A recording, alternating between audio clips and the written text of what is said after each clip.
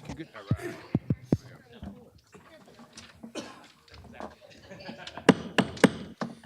Township of Edison Zoning Board of Adjustment special meeting of February 27, 2024 is now in session. Adequate notice of this meeting, as required by the Open Public Meetings Act of 1975, has been provided by the annual notice published in the Home News Tribune on December 18, 2023, and has been posted in the main lobby of the municipal complex on December 18, 2023. Please join me in the Pledge of Allegiance to the flag. Pledge allegiance to the flag of the United States of America and to the republic for which it stands, one nation, under God, indivisible, with liberty and justice for all. Madam Secretary, roll call, please. Mr. Bignell? Here. Ms. Shaw? Here. Mr. Aya? Here. Mr. Chabra? Here. Mr. Cerrito? Sorry. Here. Mr. Patel? Here. Mr. Barone? Here. Mr. Sidaha? Here. Vice Chair O'Gorman? Here. And Chairman Kumba. Here. Mr. O'Barra is here as well. Sorry. You made the trip. Yes, Well, we got to Mr. give O'Barra. you the credit. Thank you. Absolutely. Okay. Madam Secretary, do we have minutes for consideration? Yes, we do. We have minutes for February 20th, 2023 for approval. Can I get a motion? Approved. Motion made and seconded. Roll call, please. Mr. Chabra? Yes to the motion. Mr. Cerrito? Yes on the motion. Mr. Patel? Yes on the motion. Mr. Barone? Yes on the motion. Mr. Sidaha? Yes on the motion. Vice Chair O'Gorman? Yes on the motion. And Chairman Kumba. Yes on the motion. Thank you. All right. So we have a few announcements. Case Z29, 2023, Tuan Wen at 23 Schuyler Drive. It will not be heard this evening. Applicant has improperly noticed. Renotice will be required. Case Z24, 2022, Old Post Realty LLC at 604 and 610 Old Post Road. The applicant has requested to carry to May 14th, 2024. No renotice is required. If you are here for this case for Z24, 2022, it will not be heard this evening. It will be heard on May 14th, 2024. This will serve as your notice.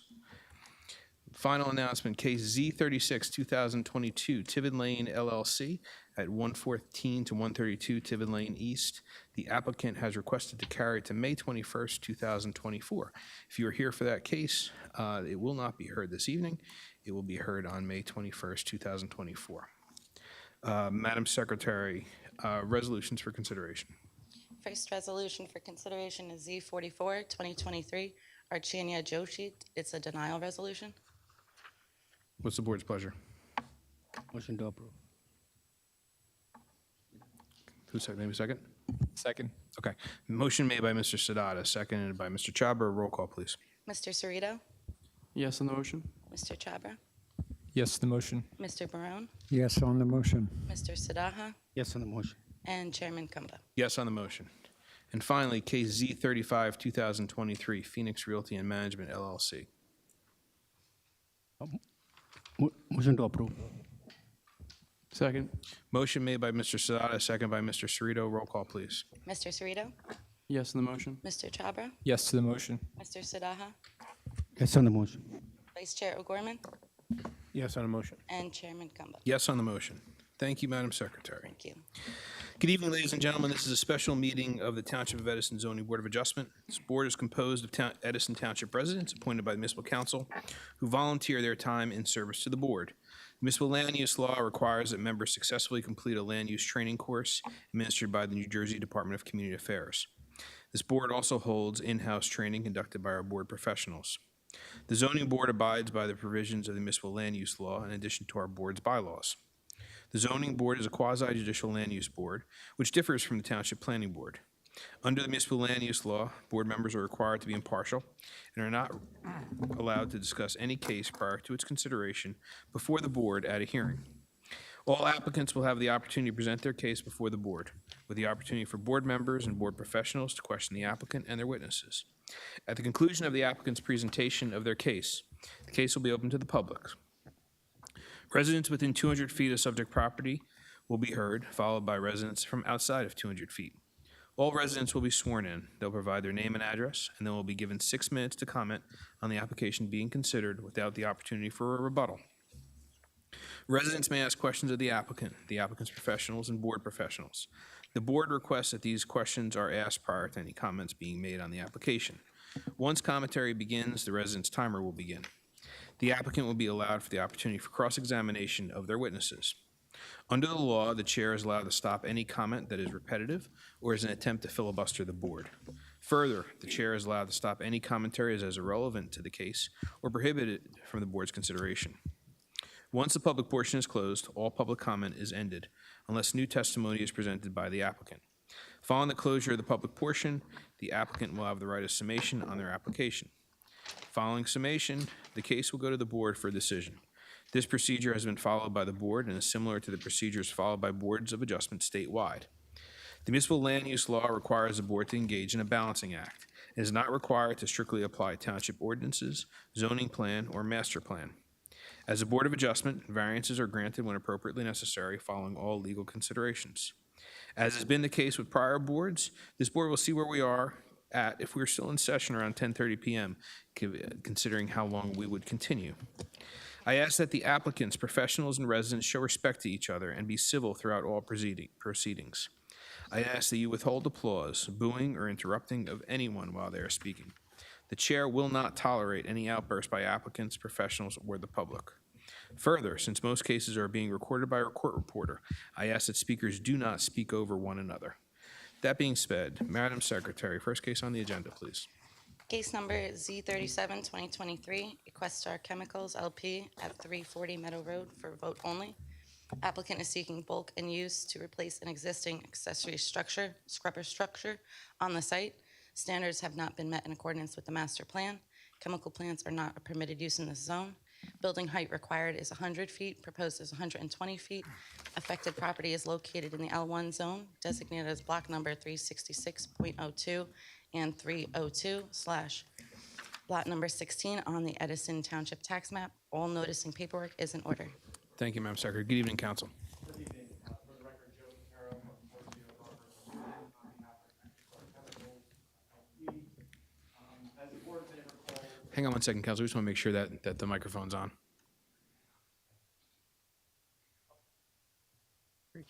testing. Oh, There you go. There you go. Perfect. Let me do that We again. can't see or hear in here, so it's a great combination. Thank you so much. I'll start over. Joe Papero from Porzio, Bromberg, and Newman on behalf of Equestar Chemicals LP.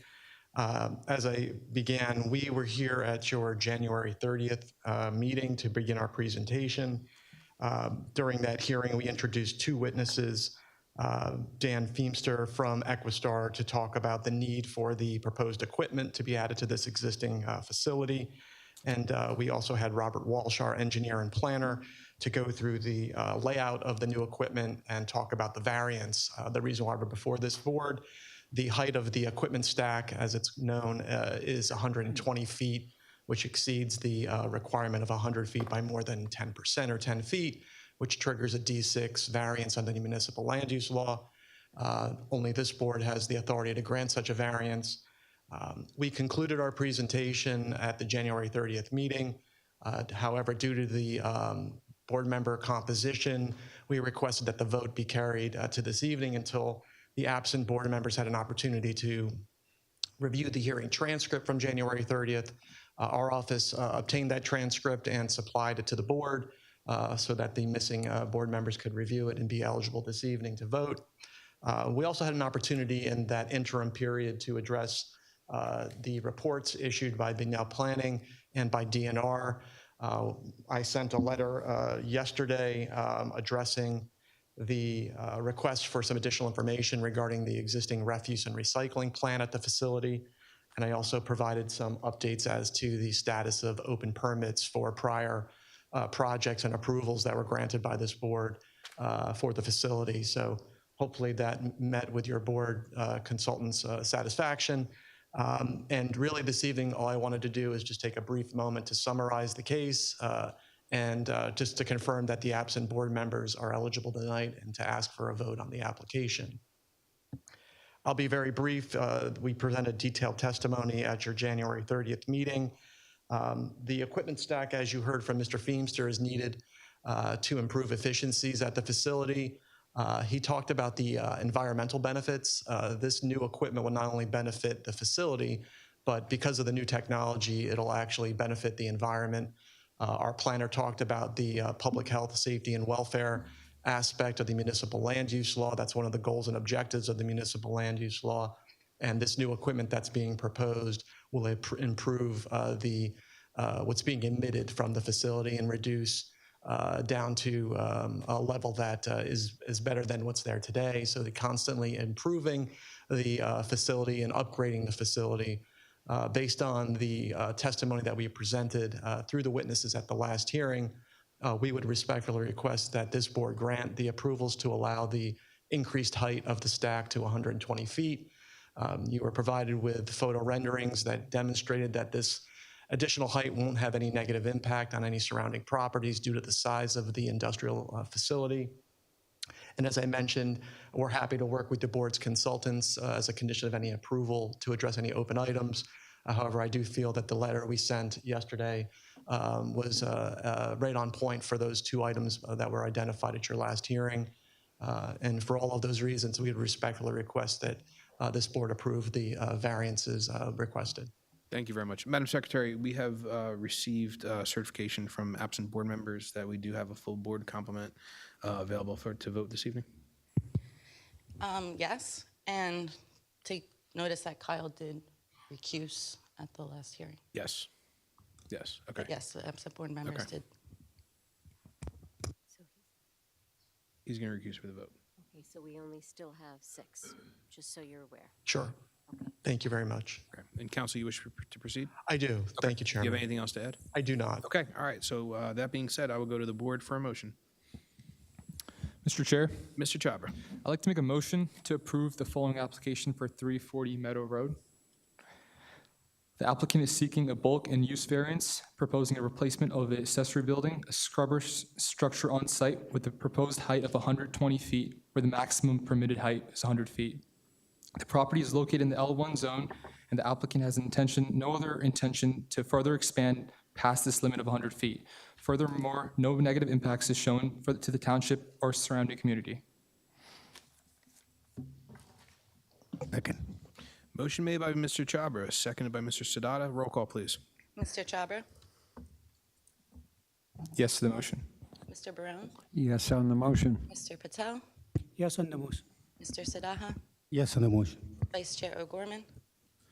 I want to add to that, though. I want to make sure that in the motion includes the reports from the consultants, Henry Bonnell, McNell, Charles Carley, and also that they will get a TCO, temporary certificate of occupancy. And yes. I will vote yes as well. Motion is approved and it's unanimous. Congratulations. Thank you very much for your time and consideration. We appreciate it. Thank you. Madam Secretary, next case on the agenda, please. Case number Z5, 2023, Vishal Rao at 10 Gentor Court. Applicant is seeking bulk and use variances to demolish and construct a new single-family dwelling. The following standards have not been met. Maximum building coverage required is 15%, proposed is 19%. Maximum impervious coverage required is 30%, proposed is 40%. FAR required is 25%, proposed is 32%. Affected property is located in the RA zone, designated as block number 410.08, lot number 29 on the Edison Township tax map. All noticing paperwork is in order. Good evening. Good evening. You could bring the podium closer to you this way you don't have Go to. over there, or should No. You could see the podium on the microphone. Just bring it closer to you this way you don't have to lean over. Is that better? That is much better. Thank you very much. And our attorney will swear you in. Sir, would you raise your right hand? Do you solemnly swear or affirm to tell the whole truth, nothing but the truth so help you God? I do. And please state your full name for the record. Vishal Raval. And Mr. Rawal, will you be testifying? I have an opening statement. Okay. And then I'm going to have the planner present as well. Okay. Is that okay? You may proceed, absolutely, without objection. First of all, I want to thank the board for taking the time to hear our case and the zoning department, who I've got to know pretty good over the last few months. By way of introduction, my name is Vishal Raval. Although I was born in India, I have grown up in Edison for the past 35 years. I'm a product of the Edison school system from grades first to all the way through J.P. Stevens. I've had my wedding reception in Edison. Both my children are born at JFK, so through and through Edison. About 9 years ago, my wife and I purchased the house across the street at 7 Gentor Court and lived there for the last 9 years, which is only a mile away from my childhood home where my parents still reside. For the past 2 years, we have been actively looking for a larger home for our family. However, the more and more we look for it, we realize that we did not want to leave our friends and neighbors within the street and their neighborhood. Therefore, when the opportunity arose to buy the house across the street and build our new dream home, we jumped on it. There are 4 main reasons why we've been looking for a new home and the reasons why we have designed the home that you see in your plans as it exists. 1, as I mentioned before, it is the location of our dreams. Our friends and families are all nearby, and there's a great park. In the next few years, we're also planning for my parents, who live a mile and a half away, to sell their home and move in with us. So you'll see that in the plans. We do have a large guest suite on the first floor for them and their bathroom and the closets for them as well. In addition, we also have lots of guests visiting from India and my brother, who also lives in Connecticut, so we have to have ample space for them when they come for the holidays and other times throughout the year. Additionally, pre-pandemic, I used to travel a lot. I used to be on the road 50 weeks of the year. Post-pandemic, my work has changed, and I'm home a lot more. So therefore, I need a larger office space to conduct my business on an ongoing basis. Finally, we had to increase space for our growing daughters who constantly fight about bathrooms and other things, and so we need to have more space for them as well. You'll see that schedule on the second floor. With me is John DuPont, the professional planner, who will testify the impacts of the design, the variances requested, and why we should be granted. And I have also an architect here if we need him to present any questions that you may have. Finally, I also have brought in some neighbors as well to provide their input as well for this case. So thank you for your time. Thank you. Does the board have any questions for Mr. Rawal? Can you put that down so I can see? Thanks. All right, thank you. Okay, all right. Mr. DuPont? Mr. DuPont, you raise your right hand. Do you solemnly swear or affirm to tell the whole truth, nothing but the truth, so help you God? I do. And please state your full name. John P. DuPont. Mr. DuPont, you were here last week, but just for the record, if you can, I'll ask you this once for this evening, and you'll be good for the rest of the night. Very good. Just please give us a brief summary of your qualifications. Okay, so I am a licensed professional engineer in the state of New Jersey, as well as a licensed professional planner in the state of New Jersey. I've been a PE for about 30 years now. I've served for the past 25 years the Planning and Zoning Board engineer for the Borough of Carteret, as well as planner. I've served as a planner and engineer in front of this board, as well as the boards throughout the state. And all my licenses are current and in good standing. Thank you very much. And you would like to be approved as both an engineer and planner? Or I just would if planner? we're going to do this once tonight, yes. Okay, all right, boom. Thank You you. may proceed. Okay, so I'm going to take the microphone and go over to our exhibit.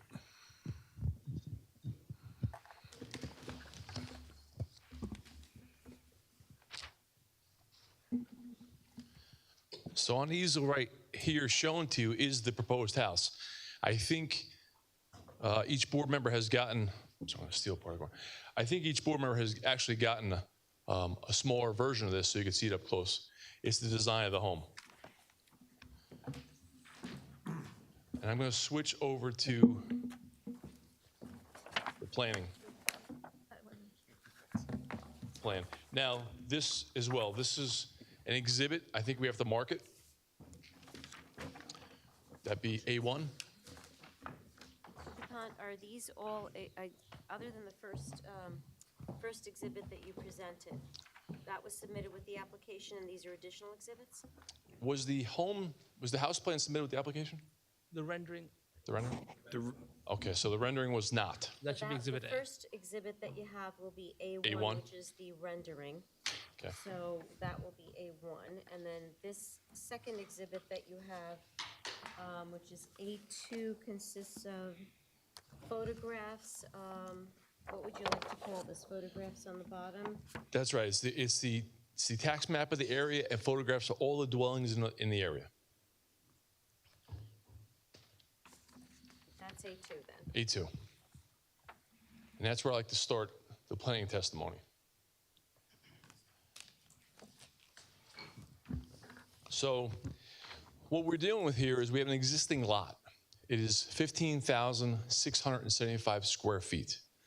The lot depth is 165 feet, and the lot width is 95 feet. The property had a single-family home on it previously. That has now been demolished, so the property today is vacant. The applicant is proposing to construct a new single-family home on the property. That new home will be approximately 4,999 square feet. It will include a 2-car garage, a driveway, as well as a pool and a patio in the rear. So there are a couple variances, both existing and proposed, I'd like to address. So minimum lot area. In this zone, the lot area requirement is 20,000 square feet. The existing lot is 15,675. So the existing lot is undersized. The minimum lot width in this zone is 100 feet. Our lot width is 95 feet. Again, existing condition and undersized. The lot coverage for a building, maximum 15%. The proposed home is 18.8%. And we'll get into the proofs of this a little later. The impervious coverage allowable is 30%. We're proposing 40.2%. And the FAR in this zone is 0.25 allowable. We're proposing 0.318. So in support of the application, I reviewed your master plan, your zoning ordinance. I visited the site. We are proposing a single-family home, which is permitted. Variances, there's D variances and C variances required for this application. So D variance, the increase in the floor area ratio. That's a D4. In order for you to approve a D4, we need to balance the positive and negative criteria. We need to demonstrate that the site can accommodate the problems associated with a larger dwelling. And if we look at the primary reason for the floor area ratio request tonight, it's not that the house is oversized. If the lot was, if it met the requirements of minimum lot size, if it was 20,000 square feet, the floor area ratio would be perfect, it would be conforming. So the floor area ratio issue is a lot area issue. We have an applicant who has, since COVID, worked from home, as you heard, needs a home and an office. Parents are moving in and a family's growing. The applicant, again, is a lifelong resident of Edison and currently lives directly across the street. So he likes the neighborhood, he's very familiar with the neighborhood, he grew up in the area, wants to stay there. One very important thing, this proposed house, and I just said that the house isn't too big, and here's another reason why is it meets all the setback requirements. Although we got an FAR, we are meeting the front, rear, and both side yard setbacks. So this isn't a case of us building a large home on a small lot. We're considering and meeting all those setbacks. Now, the neighborhood has lots. It has a cul-de-sac, and there's about 10 lots on Gentile Court. And we looked at each one. And the lot areas on Gentile Court range from 15,150 square feet to 29,710 square feet. So it's a pretty big range. Now, in a cul-de-sac bulb, you usually see that. Some lots at the corners are a little larger, but you're seeing that here. The dwellings in the area currently are from 2,148 square feet to 5,228 square feet. That's just this cul-de-sac. So there's a large range of houses and lot sizes. That's why we feel we're proposing something that makes a lot of sense. Now, for the C variances, there are 2 existing and 2 new. The existing ones we're not modifying. The lot area is the lot area, and the lot width is the lot width, and they're both undersized. As far as proposed, the maximum lot coverage for all building is 15%. We're proposing the 18.9. Again, it goes to that reduced lot area. We don't have 20,000 square feet to work with. We have 15,675. If it was 20,000 square feet, our lot coverage would be 14%. We'd be fully compliant. The max impervious coverage, allowable 30%. We're proposing 40. If the lot was 20,000 square feet, our max coverage would be 31%, almost completely complying. So it's a common theme. Now, the C2 analysis needs us to show how we advance the purposes of the MLUL, and that our objective will advance the purposes. Purpose A, we're proposing a new dwelling in an existing neighborhood on a previously subdivided property that meets the characteristics of the neighborhood. Purpose C, we're proposing a dwelling which meets all the bulk setbacks and therefore providing the proper light, air, and open space. Purpose E, we are not re-subdividing the land. We're not forcing an additional dwelling unit in here. We are proposing a new home in an established neighborhood, thereby promoting the general welfare of the community and the neighborhood. And we are improving the visual environment by taking an older home down and building a new home in the area. It is a beautiful cul-de-sac right now. It is really nice, and this house will fit right in. So when we look at an undersized lot, and we look at the MLUL, we look at the Dallmeyer versus Lacey case. I know you've heard it. In this case, the court's laid out steps that the applicant must do in order to justify the variance, granting of the variance. One, our applicant has got to make an attempt to purchase land from adjoining property owners to make his complying. Or the second half of that is he then has to offer to sell his property to the neighbors. Again, all in efforts to make the lot more conforming. We've done that. Our applicant has done that. He's contacted the adjoining property owners. He has signed affidavits. They're not interested in either way. So we made the attempt. He has brought to you specific housing plans that you can review tonight. And the Dallmeyer case says you have to make an attempt to meet all the bulk requirements. We are meeting all the bulk requirements. So the negative criteria. I see no substantial detriment to the public good. We have a property owner who has grown up in the area. His parents live in the area, and they want to continue to call Edison their home. They purchased a smaller lot. They're looking to build a home that will meet their current needs as well as their future needs. The benefits clearly outweigh the detriments. The granting of the variances will not substantially impair your intent or purpose of your zone plan or master plan. And really, this case is about a lifelong resident of Edison who wants to continue to live here. The applicant lives directly across the street. He's looking to build a new home for his family. The proposed dwelling will fit the characteristics of the neighborhood. It will meet all the setbacks, light, air, open space. And he is only here tonight because the lot was too small. And that does complete my testimony. If you have any questions, I'd be more than happy to answer. Does the board have any questions for Mr. Dupont? Yes. Vice Chairman? Looking at the drawings, you got two dry wells. Why Yes. are you putting dry wells in and not tying it into the street? The applicant, when doing it, there was an increase in impervious area, impervious coverage, so his design professional on the engineering side thought dry wells would be appropriate to account for the increase in impervious. I think I might have, if I was doing the engineering part, I probably would not have proposed dry wells, but the dry wells are on the plan right now, and if they're going to use them, they're going to need to do soil testing. They understand that, but they're on the plan right now. The other properties have a dry well? They don't. Not that I'm aware of, anyway. I did walk the neighborhood. I didn't see anything like that at all. All right, thank you. Any other questions for Mr. Dupont? Take a shot. Mr. Brown? John, Yes. thank you for your testimony. Welcome. I heard repeatedly that all of the house size, the setbacks, the impervious coverage, FAR, would all conform if the lot were 20,000 square feet roughly, as compared to 15,000 existing. But that's the purpose and the reason you're here. The comparisons to 20,000 are great, and if that were the case, you would not be here. Absolutely. So I just want to keep that in perspective. Your arguments are well presented, but they're challenging. Okay, and I will just a little further. That's why we did look at the entire neighborhood as well. So I showed you the range of lots in the area. We're on the small one, but we're there. And the houses were within that range as well. So I think that's why the characteristic was key to us. But thank you for your comment. Okay, thank you. Any other questions for Mr. Dupont? Okay. Mr. Chair, Oh, I do have a few questions with the elevations and the rendering. I don't know if the architect would be more suitable. I think we have an architect Okay. here. They could do that. if you'd All like. right. so before we switch over, does anybody have any questions for Mr. Dupont before we go to the architect? Mr. Chairman? Vice Chairman? Yeah, okay. So looking at this, you have a impervious coverage of 40.28%. That's correct. I mean, but And then looking at it, you have patios.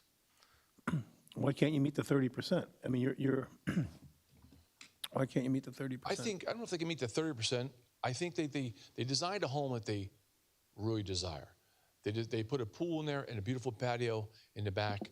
I think if the board said we'd have to reduce the impervious, I think they would be amenable to that. I think they've showed you what their dream is, and it's really a beautiful plan. I think that's just, they have a young family and they're going to use that pool, and I think it's a benefit. Thank you. So going off that point, Vice Chairman, because I was thinking there's something very similar is that, if there would be any consideration to use pervious pavers for either the proposed patio or around the pool, it would then reduce the impervious coverage. And we've had that discussion, and the applicant is willing to consider that, absolutely. On which, I think perhaps the driveway might be the porous paver. on the driveway? Okay. And sorry, you're, Is that you want to go to no, I know. I'm asking you. I just want to make Sorry, sure go that you're in agreement with that So condition. yeah, we consider the driveway actually, or the area around the pools as well as an alternative to help reduce a little bit if we have to. Okay. That's where because if you'll notice that we do have some of those impervious pavers in the patio area as well. So we are trying to be flexible, and we want to, do what the board needs as well. Okay. So, Mr. Dupont, if we brought the driveway down to pervious, where would that bring us? And I can give you a couple minutes. We can go to the architect and then come back to you just so we I keep appreciate that. the train moving down the track. All right. Now, sir, will you just raise your right hand to be sworn? Do you solemnly swear or affirm to tell the whole truth and nothing but the truth to help you God? I do. Please state your full name for the record. Jeremy Ryback. I'm sorry, I didn't catch the last name. Jeremy Ryback. And Mr. Ryback, if you just give your qualifications, please. Sure. Registered architect, license is current. Okay. All right. And how long have you been practicing? I've been practicing for 5 years. Okay. First time before us? Yes. All right. Welcome. Okay. Mr. Chabra. Yes, I have a question in regards to your elevation shown on A201 and your render for A901. I do see there's some kind of variation. I don't see that third floor showing on the render. Is that accurate? So the third floor being the attic, right? So may I approach the exhibit? Sure. You just want to take the microphone with you, just so we can catch you on. Or you could just take Mr. Dupont's, either or. Sharing is caring, Mr. Dupont. Yeah.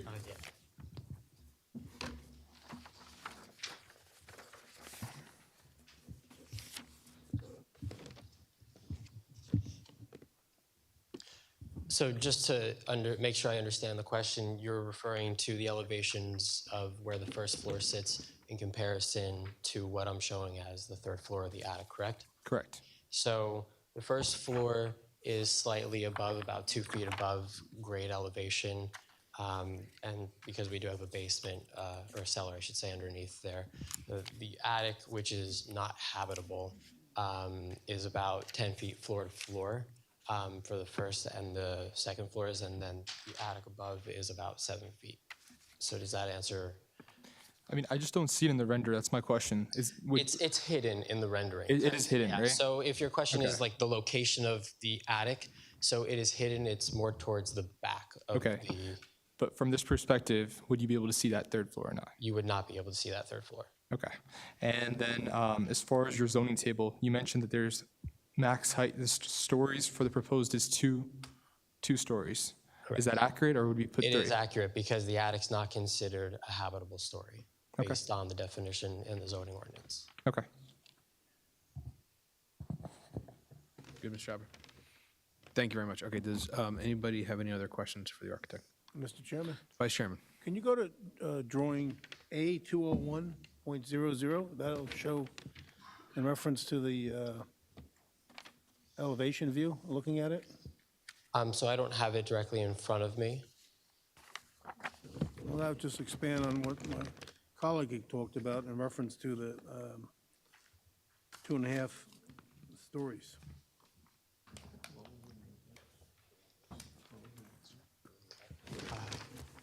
Yeah, I can definitely.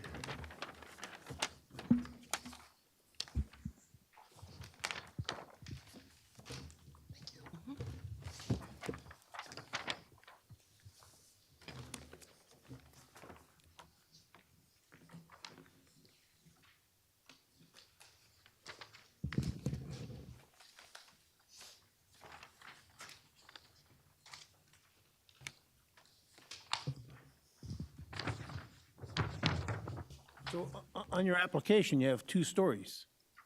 Yes. And then when you go to drawing A201, there's another story there. Correct. So as I was mentioning before, we have 2 stories. Based on the definition in the zoning ordinance, we are not 2/3 in the attic space or more, so the attic is not considered a story. It's not considered a habitable story based on the definition in zoning. Is it going to be habitable? It is going to be habitable, yes, but because it's not 2/3 of the floor area of the floor below, zoning ordinance does not consider that a story. You good, Vice Chairman? Yes. Thank you. Anybody other questions? Okay. All right. Thank you, sir. Thank you. Mr. Dupont, you're up. If we use porous pavers in the driveway, we'll get that the impervious coverage down to about 35%. Okay. All right. We would appreciate that. All right. Anybody have any other questions for Mr. Dupont? Mr. Chairman, Vice Chairman? in reference to the pavers, what about in the back, on the patio by the pool, to reduce this impervious? If the board would like, it certainly can be done, absolutely. Well, that's what, I think the paver choice was just not porous. That was all. If it was a condition of approval, I think the applicant would consider that, would do that. thank you. Thank you. All right. Any other questions for Mr. Dupont? Okay. All right. Thank you very much. Thank you. Sorry. Excuse Did me? we want the zoning officer to confirm that it is not a story? I think I saw him shaking his head as well. Well, my question, along with the habitable attic, is that it's not a story, but it's still supposed to be considered in the FAR, because it is habitable. It's still habitable. So while it's still habitable, after in-depth discussions with the zoning department and review of the zoning ordinance, it was Who determined did you that speak to at the zoning department? I spoke with Rachel. Okay. All right, just to clarify, I'm the zoning officer, Rachel is the zoning board Sure. assistant. So it is supposed to be included in the FAR. So the zoning ordinance also reads specifically that if it's not 2/3 of the floor below, that's not included.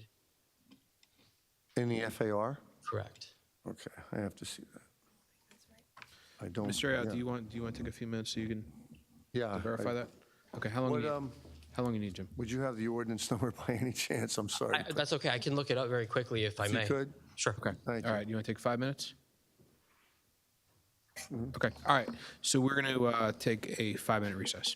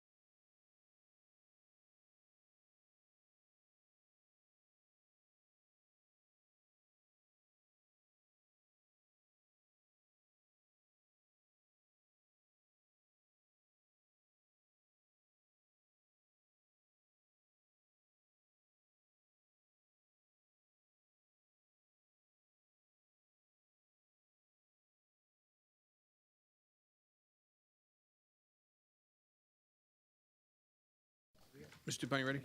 Yes. Okay. All right. We will return to session. So we did take another look at the impervious coverage. And if we do the asphalt driveway and not even all the back, but a portion of the back, we can clearly meet the 30% max and take away the variance. Okay.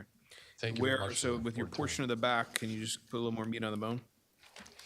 Yeah, I'm sticking around the pool, around the pool itself. That'll Okay. be plenty. So there's like, okay, all right, okay, all right, so if so approved, you would remove, so both around the area around the in-ground, proposed in-ground pool and the asphalt drive would be pervious. That's correct. Okay, all right,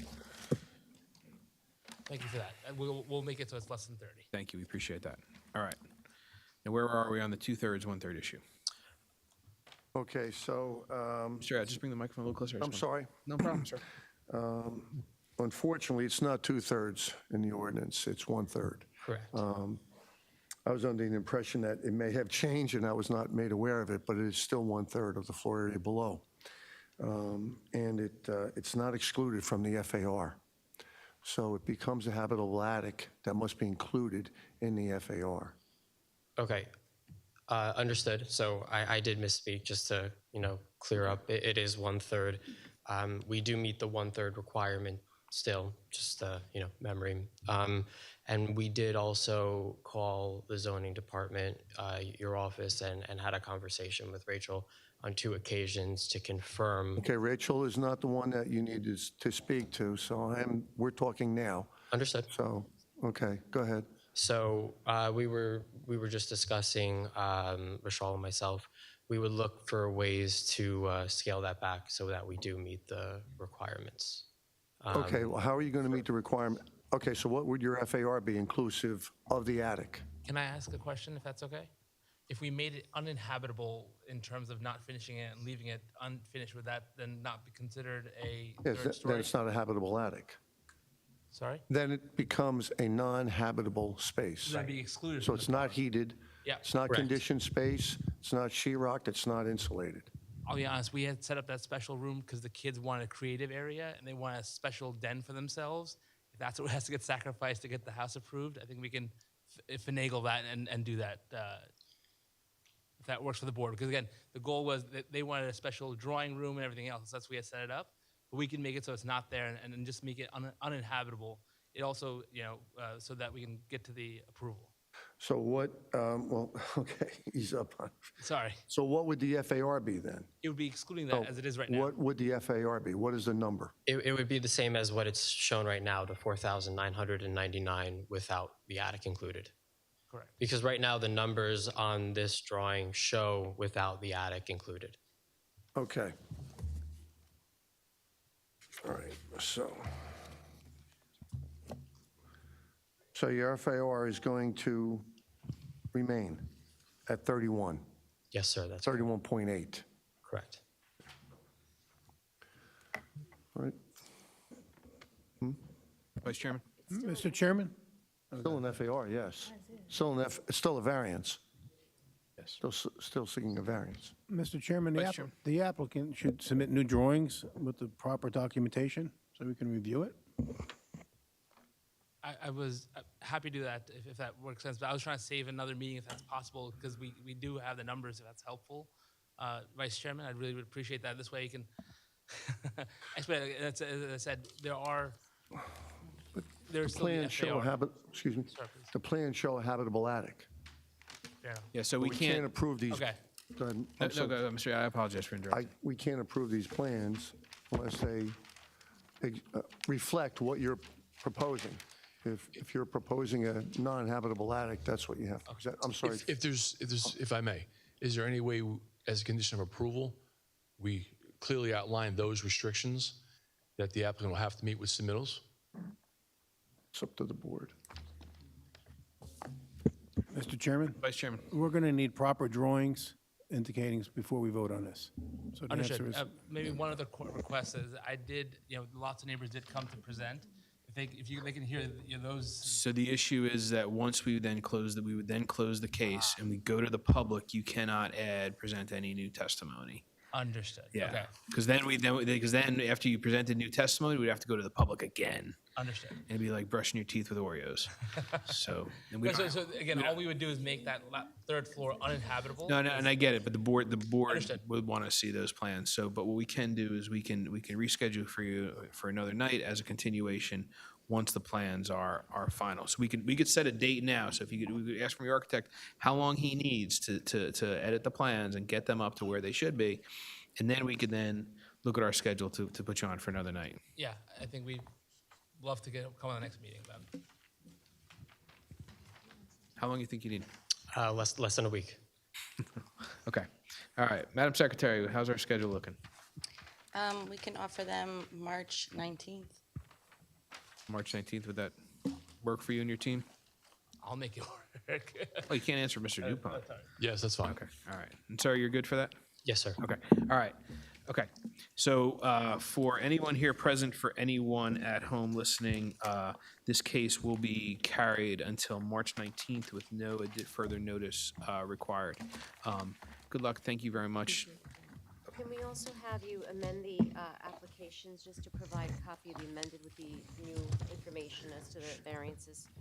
Yes. Okay. Great. Thank you very much for your time. We appreciate it. Thank you.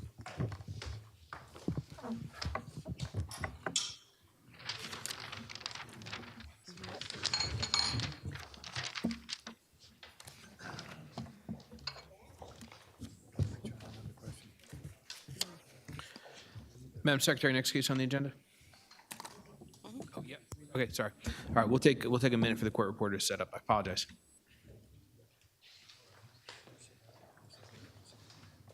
Yeah.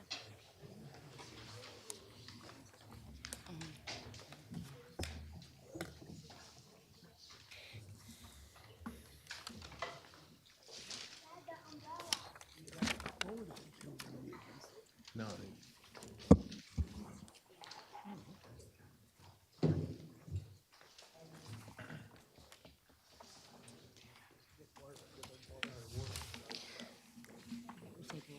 You ready? Okay. All right, Madam Secretary, next case on the agenda. Case number Z36, 2023, Gracie Oliveira at 341 Plainfield Ave.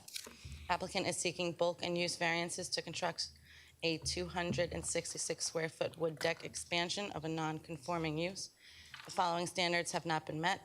Two-family residential homes are not permitted in the zone. Maximum impervious coverage required is 40%, proposed is 40.79%.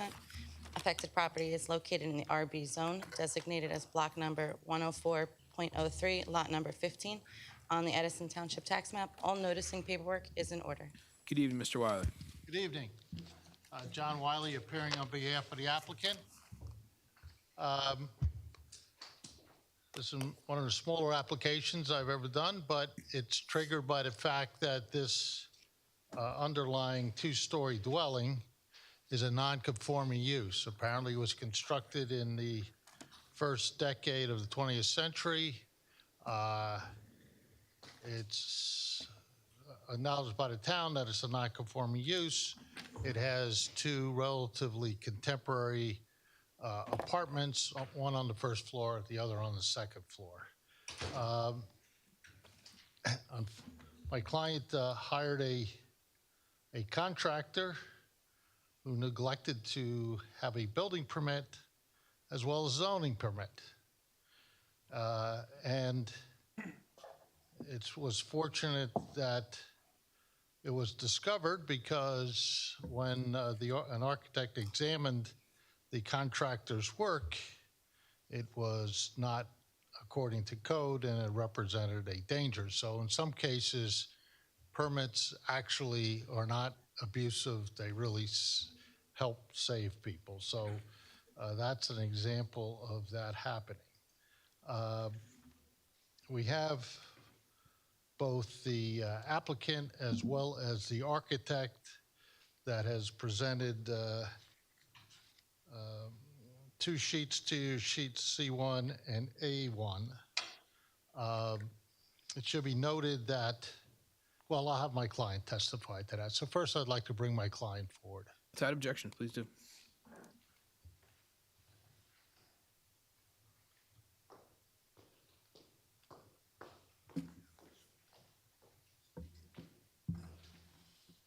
And would you raise your right hand? Do you solemnly swear or affirm to tell the whole truth, nothing but the truth, so help you God? I do. You need to speak into the microphone. do. And can you please state your full name? You can have a seat. Graciela Vera.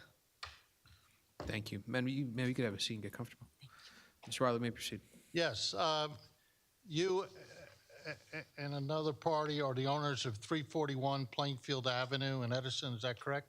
Yes, it is correct. And when you bought it, it was a two-family house and was used as two apartments? That is correct. And when you bought it, there was a stairwell running from the second floor to the backyard, is that correct? That is correct. And you hired someone to put a wooden deck at the rear of the second floor apartment, is that correct? Yes, it is correct. And what was the intention of putting a wooden deck in that location? Well, I wanted to have a deck on the second floor because I have a big lot and the people on the first floor was going to use that. And then we are living on the first floor, then my thought was maybe in the future, because I own another property, I don't live there right now, my son is the one that lives there. I will move in with my son, and I says maybe we can use the second floor because it's a little bigger than the first, and it would be nice to have it. Okay. And I'm recounting it correctly, you hired a contractor to build the deck for you, That is correct. and you've learned that he did not get either a building permit nor a zoning permit, is that correct? That is correct. I have no further questions to this witness. Does the board have any questions for Ms. Vera? Seeing none. Oh, I'm sorry, Mr. Mr. Wiley, if they were not granted a building permit or a zoning permit, so then what is your case relying upon to get this approval? It's relying on the fact that the variances that are required are very, very de minimis. Meaning that, you know, in this case, if you take a look at the lot coverage, we're under 1% differential for what's permitted under the ordinance. If you look from an FAR point of view, we're well under the percentage required for FAR. And in fact, if we used some of the asphalt pavers, we could probably dispose of the lot coverage issue Okay. in terms of building and pavement. So that's essentially the issue. The only real question is this 266 square foot wood deck, which again, I would argue is a de minimis improvement onto this property. Any other questions? Mr. Wiley, I do have a question. Sure. Is there a previous resolution that has been made for this property stating it's for two-family? It's a non-conforming use. The building, as I indicated, was born, you know, seeing two different dates, 1907 and 1910, but it's been used as a two-family prior to the adoption. So it was bought as a single-family? It's always been a two-family, Okay. and it's been taxed as a two-family. So there's no issue about the legality of this two uses. However, any expansion of the footprint of a non-conforming use requires a use variance. Now, there's various categories. This, I think, is a C category, if I remember correctly, where, you know, the proofs aren't terribly onerous, but they do require some discussion. If we were, for instance, putting an addition on, this would require, I think, far greater examination on the board's part as to whether or not they think it's justified. But here we're pretty much coming in to say, look, we're talking about something under 300 square foot of a deck. It's de minimis. We would be happy to have our architect come in and testify, you know, to why it should be this size. And that's what I would propose to do next. But if there are any questions of this witness, I'd be happy to hear them out. Mr. Chauber? Sounds good. Okay, all right, you may proceed, right. Mr. Wiley. Next, I would like to call Mr. Hernandez.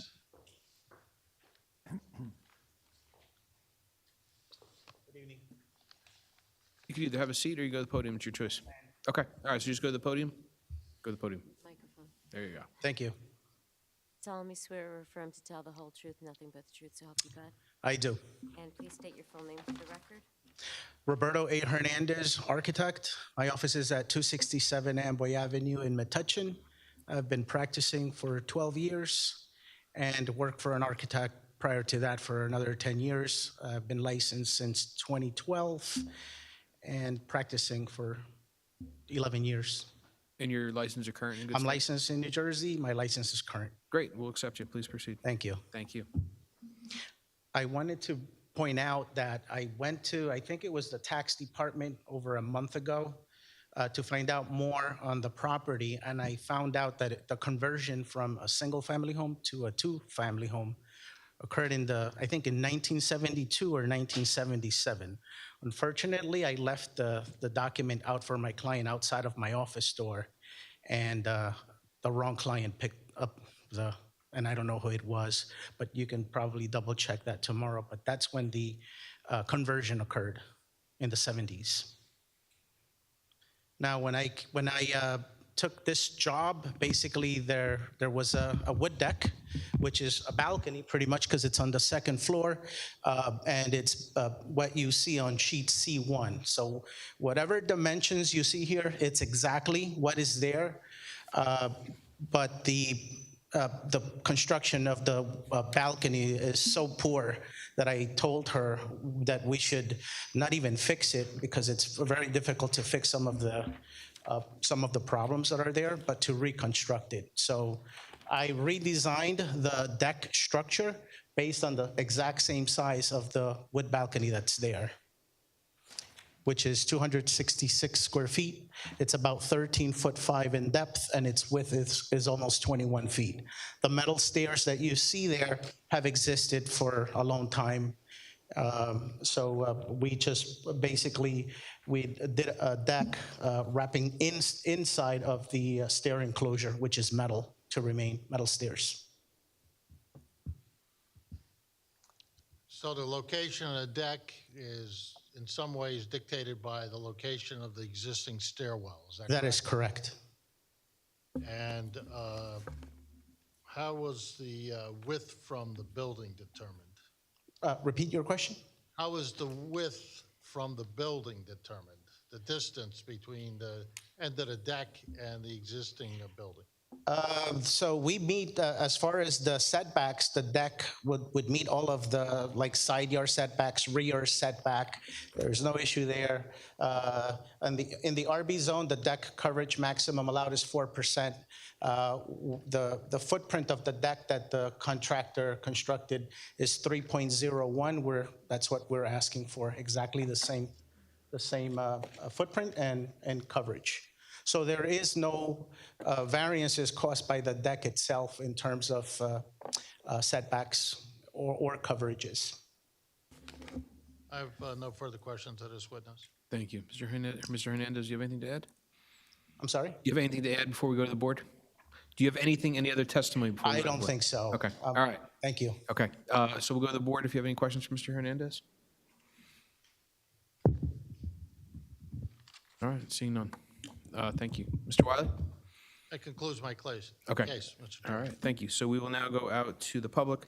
Anyone present within 200 feet of the subject site wanting to be heard, if you are within 200 feet, you've received a notice via certified mail. Seeing none, we'll go outside 200 feet. If anyone present is outside 200 feet wanting to be heard. Seeing none. Can I get a motion to close the public portion? Motion to close public session. Second. Motion made by Vice Chairman O'Gorman, second by Mr. Patel. All in favor signify by saying aye. Aye. Opposed, nay. The ayes have it. Public portion is now closed. Mr. Wiley, do you have any summation, or? I have no summation. Okay, all right, we'll go to the board for consideration. Mr. Chairman, Vice Chairman? I'd like to make a motion to approve this application. The impervious coverage is 40%, the proposed is 40.79, which is de minimis. This is going to, it met the presentation, met the positive and negative criteria, and there was no opposition from the public, and it will make the project safer. So I make a motion to approve this project. Second. Motion made by Vice Chairman O'Gorman, second by Mr. Sadata. Roll call, please. Mr. Cerrito? Motion. Mr. Chhabra? Yes, to the motion. Mr. Barone? Yes on the motion. Mr. Patel? Yes on the motion. Mr. Sadaha? Yes on the motion. Vice Chair O'Gorman? Yes on the motion. And Chairman Gumbo. Yes on the motion. Unanimous approval. Congratulations. We're going to take a 5-minute recess just to give the board members a chance to stretch your legs before the next case.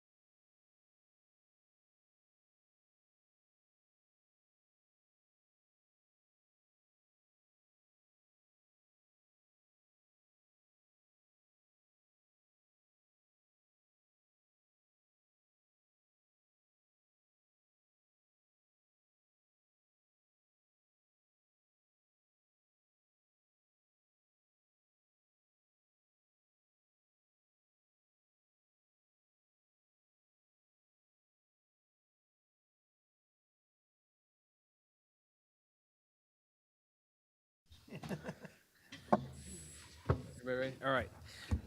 We're going to return to session. Madam Secretary, next case on the agenda, please. Case Z 34, 2023, Mohammed Zubair at 106 James Street. Applicant is proposing preliminary and final site plan approval and seeking a use and bulk variances to construct a 3-story medical office building. Standards have not been met in accordance with the master plan. Parking required is 45 parking spots, proposed is 20. Maximum height required is 30 feet, 2-story building. Proposed is 32.83 feet, 3-story.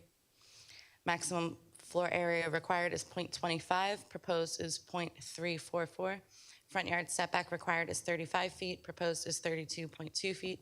Affected property is located in the OS zone, designated as block number 631, lot 12.11 on the Edison Township tax map. All noticing paperwork is in order. Good evening.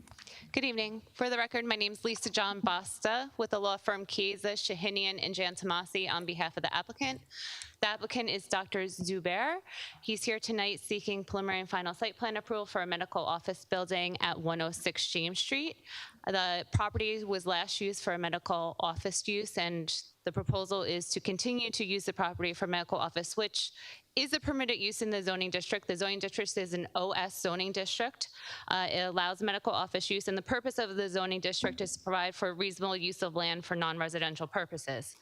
In connection with the application, we are before this board because the applicant is seeking an FAR variance, which is the D4 jurisdictional variance that we're here before this evening, as well as several other variances for front yard setback, parking. And height, I should say, as well, but that's a C variance. We intend to call 3 witnesses this evening: Dr. Zubair, who's the owner-operator of the property, our architect, and then John DuPont, who's our professional engineer and planner, to testify. If it's okay with the board, I'd like to call our first witness. Without objection, may proceed. Thank you. Dr. Zubair, would you raise your right hand? Do you solemnly swear or affirm to tell the whole truth, nothing but the truth? Yes, I do.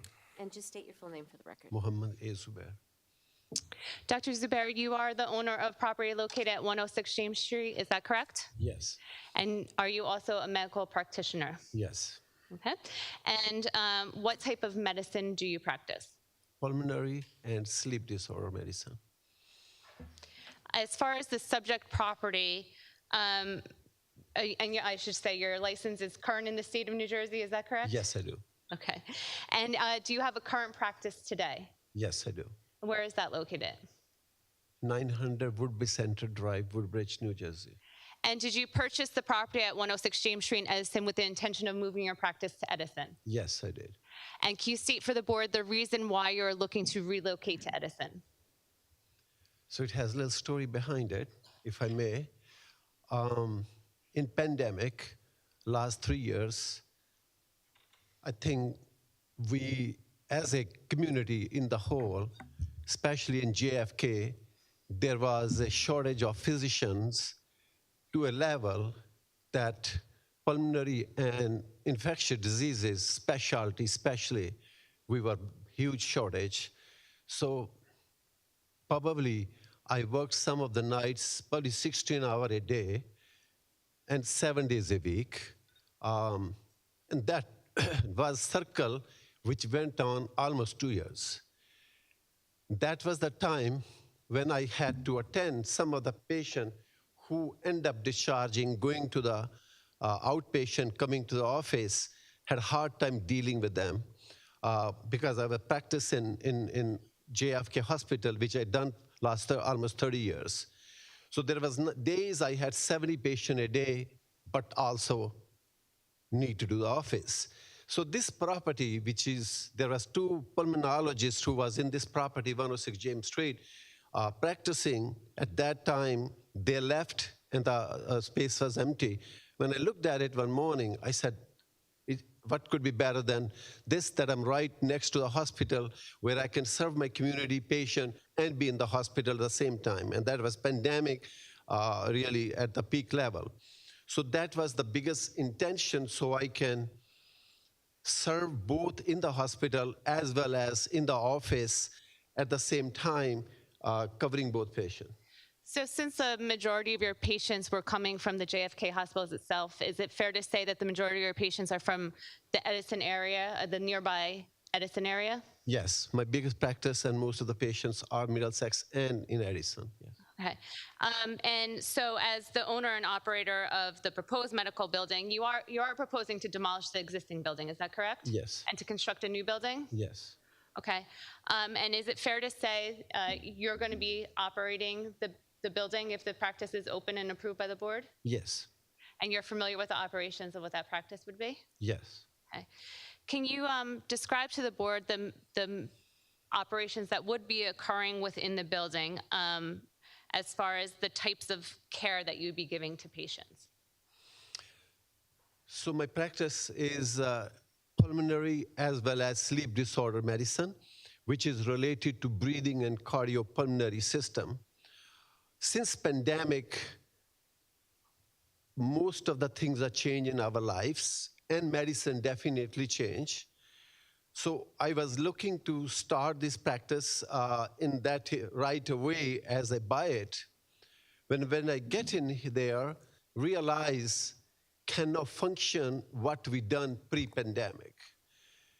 The patient's isolation and the patient who I get are coming with acute sickness, which is viral illness, including COVID, RSV, influenza, and other viral illnesses, which need definitely a different kind of office, like you guys probably seen in JFK waiting area, where it used to be 30 chairs in the waiting area, is a 6 chairs right now. Area is the same, but only 5 or 6 people. So I sat with my architect and went over and over, should I get extension? What I do with this office? How I make it work? So I said, I'm willing to upgrade it, spend money, and make it the right decision so it's right for my patients. Because when you get a sick patient with a cough, you can't tell, don't come to the office. You have to treat them, and you need enough space to accommodate them. So that's why I decided to tear down the office, make a new office, which I can accommodate the patient, keeping in mind the infectious process that these patients who come in is sicker than cardiology or internal medicine or a GI or neurology patient. It's exceptional with pandemic, endemic, and cases going up. You always keep in mind and isolate them. So based on the types of patients that you're treating and the infectious diseases that they potentially have, and the contagiousness of it all, there's a need to separate the patients. Is that correct? Yes. And so we talked before this that you don't have a communal waiting room like you would in a regular general practitioner's office. What happens when a patient comes to the facility? Can you talk a little bit more and talk both, doctor, if you can, about, I'm going to say your typical hours on the first and second floor where you have the exam rooms, and we'll have our architect discuss that further in a few minutes. On the first floor, there's 5 exam rooms, is that correct? Right. And on the second floor, there's 5 exam rooms? Yes. And on the third floor, there's 3 sleep study rooms, is that correct? Yes. Okay, so as far as, I'm gonna say your typical, regular daytime hours, on the first and second floors, the only 2 floors that will be utilized, is that correct? Yes. Okay, and what are those hours that it would be utilized? So the morning hour, usually I go to the hospital and attend my hospital patients. My staff comes in the morning hours. My technician, who does pulmonary function test, comes in the morning, and those patients doing pulmonary function test will go to separate room. If I may explain to the board, pulmonary function test is you breathe in a machine, basically, in and out. If I may, that's the maneuver we do to check the lungs, how the lungs good are doing. And many of these patients can be infected. We do not do everybody's COVID test or influenza test before we do it. So I try to separate those patients from the room, which I'm going to be used later on for patient who's going to be walking and I'm going to be see it. So technician will go to that separate room, do the pulmonary function test. By the afternoon, I comes in 12, 1 o'clock, finishing up from the hospital, inpatient, and come and start seeing my inpatient. Now, inpatient also, we make sure they don't sit in the waiting room too long. because they are all, most of them coming with a cough, shortness of breath, rhinitis, body aches, pain, suspected some sort of infection, and some of them are cancer patients who are immunocompromised.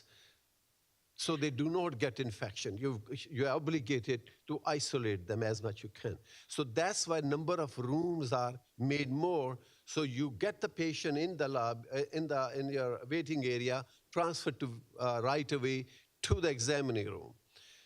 Other thing I try to do if the patient is coughing and infected, I don't use that same room again right away. I'd rather use another room which is empty and give a break in that room so that room is little aired and clean during that period. My technician in the morning time doing pulmonary function test. Doctor, can I just stop you for a moment? Okay. So your regular daytime hours, that's typically Monday through Friday, is that correct? Yes. Okay. And would that be from 9 to 4 generally? Yes. And do you have one day a week where you do nighttime? This Wednesday we do 4 to 7 evening hours too. Okay. So Monday through Friday, 4 to 9, and then Wednesday you have 12 to 7, is that correct? Or till 7 o'clock?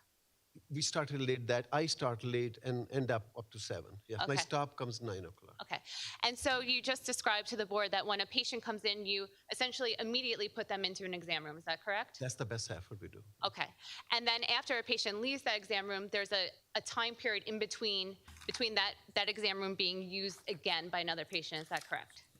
So What's the time slot in between one waiting room being used to another? You have staggered visits? How do you schedule it? So best effort we do if the patient especially having cough, short of breath symptom, we tend not to use the same room right away. We take the next room to another patient, and that room will stay open another half an hour, 45 minutes, and then that room will be used again. Okay. Okay, so even though you have a total of 10 exam rooms, it's very highly unlikely that those 10 exam rooms would ever be occupied at the same time. Yes, true. Okay, so, and during those daytime hours, can you talk about your staffing? You have yourself, are you the only practitioner that will be within the building? I'm the only practitioner. I have 2 front desk staff, and my technician is doing the pulmonary function test. So total 3 and me 4, yes. Okay, so 4 employees, including yourself, total, within the building at any given time? Yes. Okay, then can we talk a little bit about the sleep studies? How does that relate into your practice, and what are those hours like? So 70% sleep specialists are pulmonologists like me. It's related to sleep disorder, cardiopulmonary disorder, and the patient who have daytime sleepiness, tired, they end up with the pulmonary symptom, high pressure in the heart. So it is very close specialty, and I'm double specialty in the both pulmonary and sleep disorder. Many of my patients who come for this issue with the breathing, they need the sleep study. So sleep studies, they're done at nighttime, not the daytime, which is natural time we provide. So maximum number of patients we do is 3 patients per technician, and I have 3 room. But it is a maximum. Usually number is 2 average go. It could be 1 and it could be 3, but mostly you're gonna see 2 patients at a time, one night doing the studies. And what time would those patients be arriving to do the sleep studies? Patient comes about 9 o'clock, 8:30 to 9 o'clock. Study starts about 10 o'clock, and it finishes off about 6 o'clock in the morning. Okay, and how many employees would be within the building during those hours? Just 1 technologist with a sleep. So if I understand what you described correctly, during the daytime hours when there's exams that are being conducted, nothing is happening on the 3rd floor where the sleep studies are, and then vice versa. When there's the time period when the sleep studies are happening, nothing is happening on the 1st and 2nd floors. Yes, that's intentionally purposeful, especially now. Historically, people use the same room, examining the patient during the day. Nighttime, they put the patient for sleep. Since pandemic, we became very conscious where patients sleeping at night 6 to 8 hours in the bed could be infectious person, and we leave that room open almost 24 hours. The practice I'm doing right now, I'm opening 3 days a week, my sleep center, and rest of the day open. We study Monday, Tuesdays, off night, beds are off, not used. Wednesday, again, patient comes in again. So it's 3 nights a week we use those rooms. Okay, so then is it fair to say that the need for the building itself at the size that it is for the health benefits of the people with these acute diseases that are coming to your office so as not to spread the infection? There's a need for this ventilation. Especially this growing system is now with the state-of-the-art offices are, you need to provide with keeping pandemic and endemic and infectious processes mind to create that, yes. So you're aware that a parking variance is being requested in connection with this application, is that correct? Yes. And the total number of physical stalls on the site is 19 parking stalls. Based on the way that your practice operates, do you believe that that number is sufficient for your operations? Yes, I do. Okay, and would that be because you have at most 4 physicians, four employees, including you as a physician, 4 max, and then max ever, which is very atypical, is that you would have 10 exam rooms full. Is that correct? So that's 14 parking spaces? Maxed out if somehow somebody make mistake, but no patient walks in my office. It's all done by appointment. An appointment done maximum 3 per hour, but new patient is a 2 per hour appointment. Okay. And just to talk about some other operational items. So trash, what type of trash is generated from a facility like yours? Is it typical office trash? It's a office trash because I do not do any procedure, any blood drawing. It's all office type trash, yes. And the volume of trash, is it something that you can keep in bins? Were you planning on having a staff pull out the garbage to the curb? Yes, exactly. And you said that there is no medical waste that's associated with your facility? No medical waste, no. And as far as deliveries, if the board were inclined to approve this application, after the initial fit out, what types of deliveries would an operation like this receive? It's only the office type, which usually my wife does the shopping and deliveries and no different than papers, and mostly medical records are all electronic right now. And like if paper gowns, that type of stuff, that would be delivered by what types of vehicles, or is your wife in charge of that as well? Yes, my wife brings. Okay, so you don't have large scale deliveries at this for your operations? No. Okay. And there was a comment in one of the review letters whether you intended to install any sort of security cameras on the outside of the building. Is that something that you could do? Yes, I can. And another question was asked whether there was a proposed generator. Do you propose a generator at this point in time? No generator at this time. Thank you, Dr. Zubair. I have no further questions. Does the board, does the board have any questions for Dr. Zubair? Mr. Barr? Thank you, Chairman. Just one question. I believe you said there'll be a maximum of 4 employees during the day, including yourself? Yes. And as a breakdown, is that's yourself and 3 technicians? 2 front desk, 1 technician, and myself. Okay, thank you. Thank you, Mr. Barr. Does the board have any questions? Actually, I have one question. What the size of your current office space in Woodbridge? What's that size? It's about 5,000 square foot. Okay. And I have issue with that is I'm doing pulmonary, that was existing before pandemic. I have a pulmonary function test and sleep study done in the same area. And just to, I could not do sleep study at certain point, but the way I provided the services, nobody in Edison actually was doing PFT when we did it. Matter of fact, township reached out to me to do the PFT for a police officer and firefighter. So I'm just giving an example, the importance of having the office and doing it. Okay. But within your current 5,000 square feet, you offer the same services that you do. You just need more space. So as Yes. Okay, all right. Just to clarify that, you had your current space in Woodbridge pre-pandemic, is that correct? Right, Okay, yes. so then, based on the testimony that you gave earlier, the need for the 7,500 square foot building is because you can't do what you do currently. That is, have the sleep study in the same room as the exam room because of the need for the ventilation? Agree. Yes. Okay, thank you. One question, Brown. Mr. Chair. Can you just elaborate on the parking? How many parking spaces are on the plan? Our civil engineer can talk to that, but it's 19 physical spaces that I saw, and there's an EV charging stall, so you're allowed by the municipal land use law to count that space as an extra space. The reason I ask is that on Bignell's planning review, he said for a property of this size, there should be 51 parking spaces. So Ms. Brown, how we can go, does that, Ms. Brown, we can go through all that during the engineering testimony. I'm sorry, Mike? We can go through all that. That's more of a question more suited for the engineer. Okay. Thank you. Thank you. Anyone else have any other questions? Okay, all right, thank you. Thank you. Okay, our next witness is our project architect, David Bark. Dugas, sorry. Sorry, no problem. How do I have your wrong email address? Okay.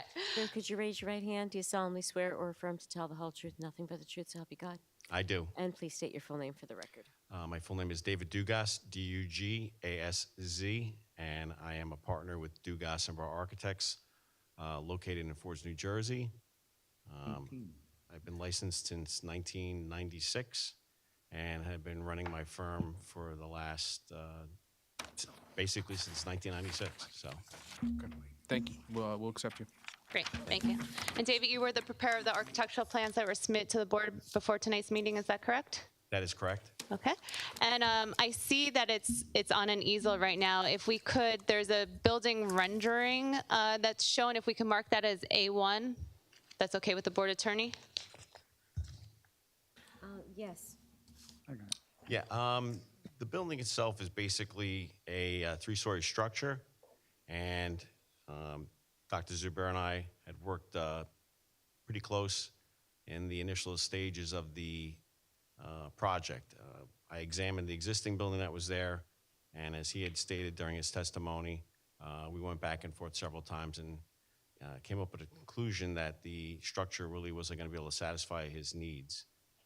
At that point, he decided to move forward with the idea of a new structure, and he helped me devise the plan that we have presented to you today, which would be this three-story structure, the two lower floors being almost identical, one with the lower lobby, a elevator, staircase up.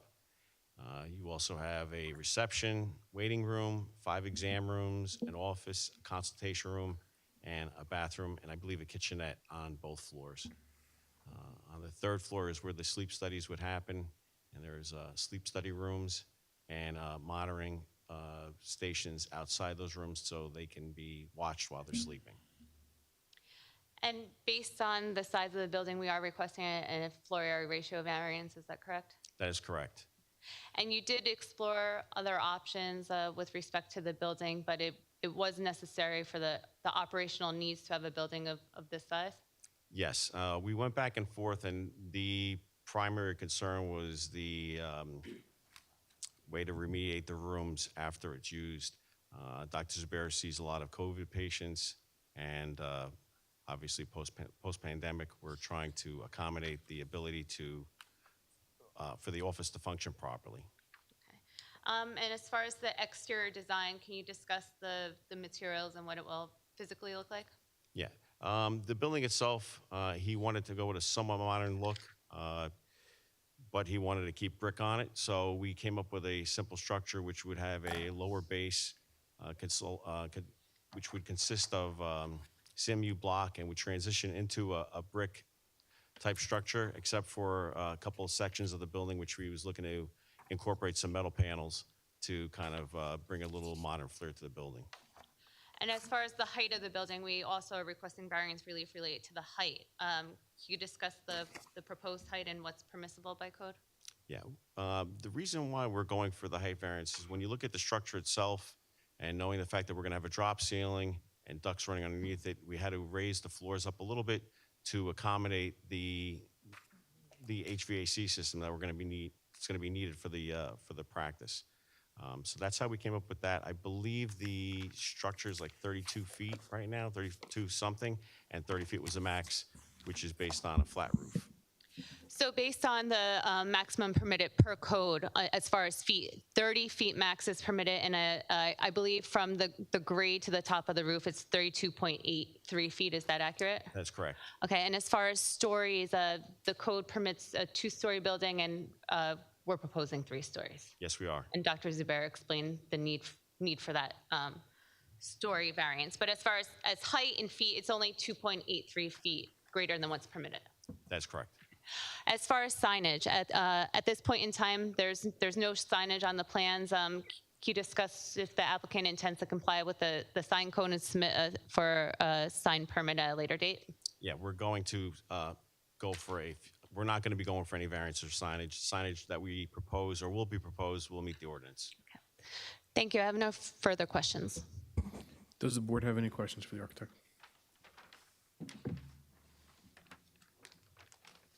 Seeing none. Okay. Our next witness is Mr. John DuPont. He's testifying as both a civil engineer and a professional planner. And I'll just note for the record that he was previously sworn in and qualified in the capacity of both the civil engineer and professional planner. And Mr. Chair, I ask that you accept him again. Your license haven't changed in the past hour? No, Well, I have to still swear him in because Yes. you're going to have a separate transcript than the other application, so I'm going to still swear you in. Okay. Mr. DuPont, do you solemnly swear or affirm to tell the whole truth, nothing but the truth, so help you God? I do. Okay. Thanks. John, if you can, start by discussing the existing conditions of the property and its location setting within the town. Okay, I'm just gonna put up the sheet submitted just so we have some reference.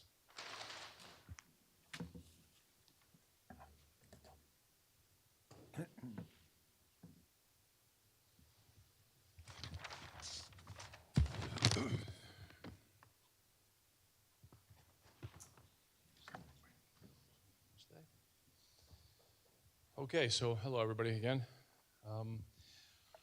So the existing property, 21,792 square feet, slightly over the 20,000 square foot requirement. It's currently developed with a single family home that was built, but for the last 15 or 20 years, that's been used as a doctor's office. The property has frontage on James Street. It connects to Lincoln Highway and Grove Street. It is located in the OS Service Office District, where medical uses are permitted. So permitted use on this one. The James Street corridor is developed with a bunch of mixed uses. By Monday, matter of fact, let's mark an exhibit if we can. A2 is the next exhibit number. So A2, it's an exhibit, color exhibit, showing the aerial of the site and surrounding areas and pictures of all structures in the area. You all have a smaller one submitted. I'm sorry, Lisa, A2? A2, yes. And this just to orient yourself, the property, 106 James Street, is towards the center of the sheet. JFK Hospital is the bottom right, is that large complex. And if you're familiar with the area, from Mundy Avenue to the left side of the sheet, Mundy Avenue and farther left is more residential development. From Mundy towards JFK Hospital is almost exclusively medical buildings. So there's a lot of JFK places, there's Modi Medical, there's an older temple that was purchased by JFK now being converted. There are medical buildings in the rear, in the side. It's surrounded. Even along Mundy, there's a brand new medical building, just looks like it was just completed right in the area. So it's almost extensively medical over there.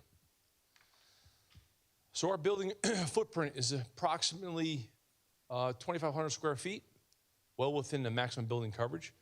Permitted is 25, and we're proposing 11.4.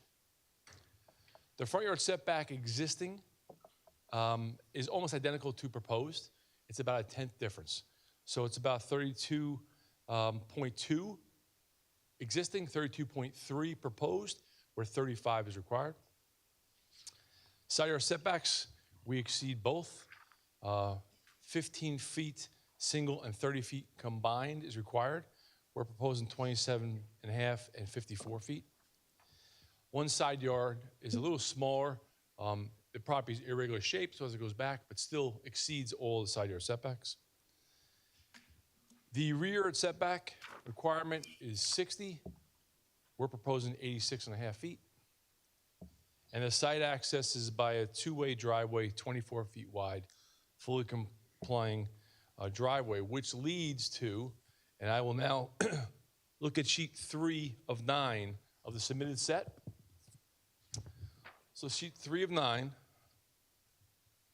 James Street is to the bottom of the page. The proposed building is shown darker rectangle. Driveway coming up the western side of the property, accessing parking in the rear of the property. As you heard the attorney speak and the applicant, there's 19 physical striped spaces. There are 2 EVs in the back. We're taking credit for 1 additional, so we're saying there's 20 spaces available. Because the ADA spaces, we provided 2 ADA spaces, and just being more of a modern thing, we made one of the ADA spaces also an EV. So we didn't take extra credit for the extra EV, but we figured one of the ADA probably should be EV. So that's the layout of the property. There is a trash enclosure in the back, which you heard is going to be pretty limited on what trash, but there is a place to keep the trash enclosed, sealed away, it won't be an eyesore. We've actually even proposed a small box truck delivery space, which our applicant thinks is not necessary. However, Mr. Bignell mentioned it in his letter. We put a smaller loading space in the back, in case a FedEx truck shows. There'll be no conflicts. So parking spaces, and let's talk about that parking calculation. So on my plans, we utilize the square footage of the building from the architectural plans, and we excluded stairwells and hallways. So we went with the livable, the usable space, calculated 45 spaces required. Mr. Bignell looked at the perimeter of the building and comes up with 51. Either way, doesn't really impact our situation. Whether it's 45 or 51, we, as you've heard from Dr. Zubair, need about 14 max. We're providing excess. We know we are. He has an existing practice. We know how it functions. It's really up to the board to consider if it's 51 to 20 or 45 to 20. Either way, we know we exceed our requirement, what we need. We briefly talked about the loading and the trash. The circulation, it's actually nice to have a decent sized site that's rectangular in shape. We had a WB30 truck, easily for deliveries. UPS, FedEx could easily go down, maneuver down the driveway, turn into the loading spot, drop off, leave, no conflicts. There's no compromising in the movements of the parking spaces.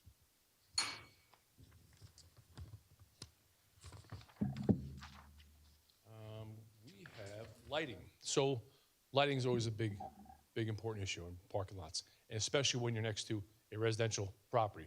There is a residential property to the rear of us. So right behind our building, there are homes back there. So we've done, again, we had a good sized lot, so it was a little bit easier. We put one building mounted light, one pole mounted light. We have the coverage in the parking lot, and we have zero spillage. Zero spillage. Not even, sometimes you have a half-foot candle or quarter-foot candle. We have none. So we're complying with that. It is the dark sky. It will be on timers to make sure it's not obtrusive late, and we'll meet all the township requirements with that. So that leads us into buffering. Mr. Bignell is very specific on his landscaping requirements. This, again, being the biggest part is the residential property in the back.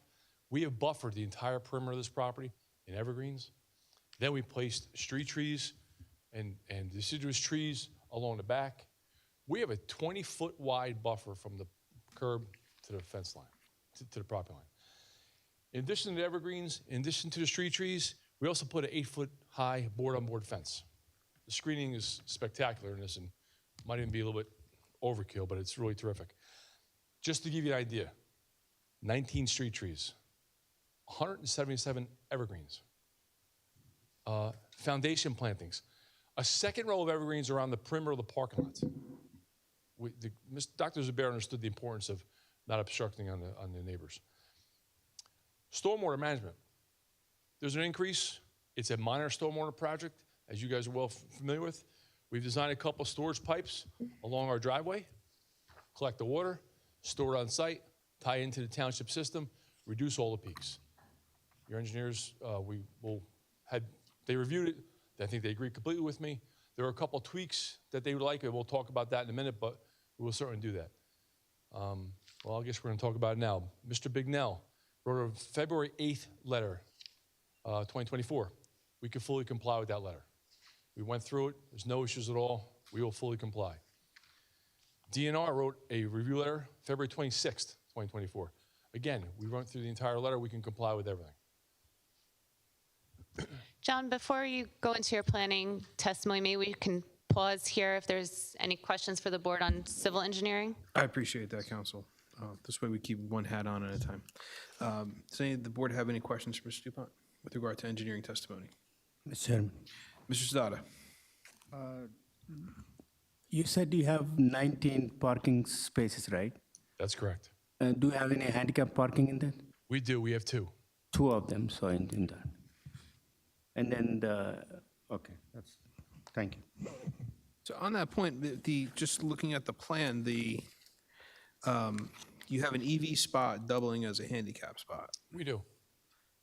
So are you doing that in the hopes that some of the handicap placard has an electric vehicle? We did, and we thought that was probably a nice forward way of thinking, and then didn't take the credit for the extra EV. So I think that's probably the right way of doing it. Okay. All right. And then with regard to your parking lot lighting, you had said that they would be on timer. Can you give some specifics as to when time it would be? Because I mean, if you have patients coming in for a 10 o'clock sleep study, I'd imagine you'd have them come in. What do you think, Lisa? Do we have a little more detail on that, maybe? Dr. Zubair? So I think we're open to what the board would be inclined to approve. I think that if they're coming in at 9:30, 10 o'clock, we can lower the lighting levels at 10:30 or 10, if that makes sense. Okay. That would just so that, so they're not on all night. Right. So I would say 10:30 then, if that works. Okay. All right. Does the board have any questions? Yes, Mr. Chair, I do have a question. Ms. Chhabra. Mr. DuPont, what's the height for these fixtures? 20 feet. The one's a building mounted, so Okay. it's about 22 feet probably, and the pole is 20 feet. Poles are 20 feet? Yeah, it's only one pole. Okay.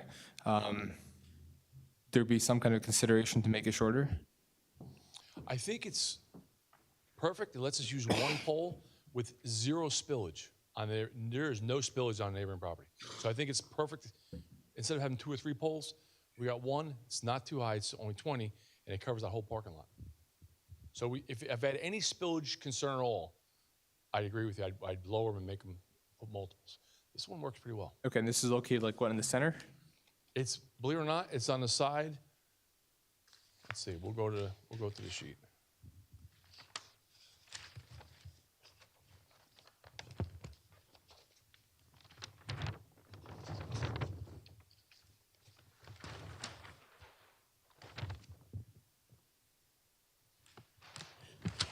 So if you look at sheet 6 of 9,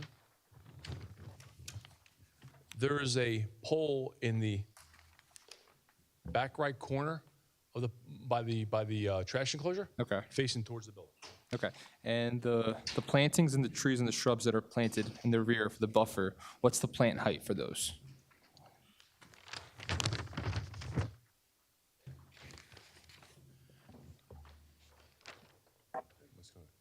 It does say the maturity height. I'm not sure what the planting height would be. Right. I mean, there's some street trees that can go up to 40 feet tall. Correct. The evergreens can go, Leland's, 25 to 35 feet. But what's the planting height? Oh, at planting? Minimum 8 foot at planting at evergreens. Okay. We're planting them large right from the beginning. Okay. That's the Mr. Bignell recommendation, by the way, for us to get them higher and Sounds good. get the start. Thank you. Mr. Dupont, on that same question, they will be sprinklered? Yes, all irrigation systems sprinkled. Great, thank you very much. Does the board have any other questions, engineering questions for Mr. Dupont? Okay, all right, we're gonna go to, you guys, look at this, they're playing Family Feud over there. We're gonna start with Mr. O'Barrow, because he chimed in first. Good evening, thank you, Chairman. Just a couple of things. I just wanted to touch base. For the ADA accessible space, you're only required to provide one based on the parking that you're proposing, correct? That's correct. Okay, I just wanted your ordinance speaks pretty specifically in terms of one of the two EV spaces be made ADA accessible. It doesn't necessarily have to be designated as ADA, but it has to be ADA accessible. So I think since he's providing that second ADA space, he's really meeting the ADA requirement with the one space in any case, so there's some latitude there.